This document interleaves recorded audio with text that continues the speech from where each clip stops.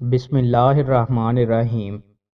رسول اللہ صلی اللہ علیہ وآلہ وسلم نے ارشاد فرمایا، اللہ کے ذکر کے سوا زیادہ باتیں نہ کیا کرو، کیونکہ اللہ کے ذکر کے سوا زیادہ باتیں کرنا دل کی کسادت سختی کا باعث ہے، اور سخت دل شخص اللہ سے کوسوں دور ہے۔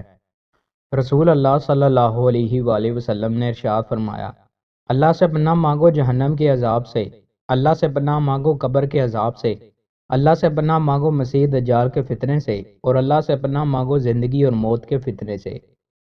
رسول اللہ صلی اللہ علیہ وآلہ وسلم نے ارشاد فرمایا، جس شخص کو یہ پسند ہو کہ اللہ اسے روز قیامت کی تکلیفوں سے نجات دے دے تو وہ تنگ دست کو مہلت دے یا اسے قرض معاف کر دے۔ رسول اللہ صلی اللہ علیہ وآلہ وسلم نے ارشاد فرمایا، بے شک اللہ نے میری طرف وحی کی ہے کہ تم تواضع اختیار کرو، حتیٰ کہ کوئی کسی پر فخر نہ کرے اور نہ کوئی کسی پر ظلم کرے۔ رسول اللہ صلی اللہ علیہ وآلہ وسلم نے ارشاد فرمایا، ایک آدمی قرض دیا کرتا تھا، وہ اپنے ملازم سے کہا کرتا تھا، جب تم کسی تنگ دست کے پاس جاؤ تو اس کو قرض معاف کر دیا کرو، شاید کہ اللہ ہمیں معاف فرما دے۔ فرمایا اس نے اللہ سے ملاقات کی تو اس نے اسے معاف فرما دیا۔ رسول اللہ صلی اللہ علیہ وآلہ وسلم نے ارشاد فرمایا، جب خرید و فروخت کرنے والوں کے درمیان اختلاف ہو جائے تو بیچنے والے کی بات معتبر ہوگی، جبکہ خریدار کو اختیار حاصل ہوگا۔ رسول اللہ صلی اللہ علیہ وآلہ وسلم نے ارشاد فرمایا، بڑے بھائی کا حق چھوٹے بھائی پر ویسا ہی ہے جیسے باپ کا حق بیٹے پر۔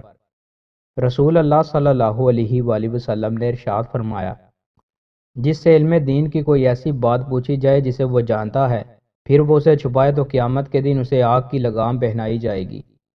رسول اللہ صلی اللہ علیہ وآلہ وسلم نے ارشاد فرمایا، رزق حلال تلاش کرنا ہر مسلمان پر واجب ہے۔ رسول اللہ صلی اللہ علیہ وآلہ وسلم نے ارشاد فرمایا، امانت اور صلح رحمی کو چھوڑا جائے گا تو وہ پل صراط کے دونوں کناروں پر کھڑی ہو جائیں گی۔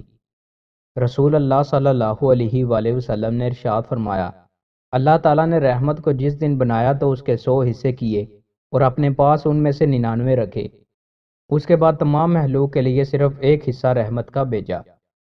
دوستو، مزید اچھی ویڈیوز کے لیے ہمارے چینل کو سبسکرائب لازمی کریں۔ بہت شکریہ۔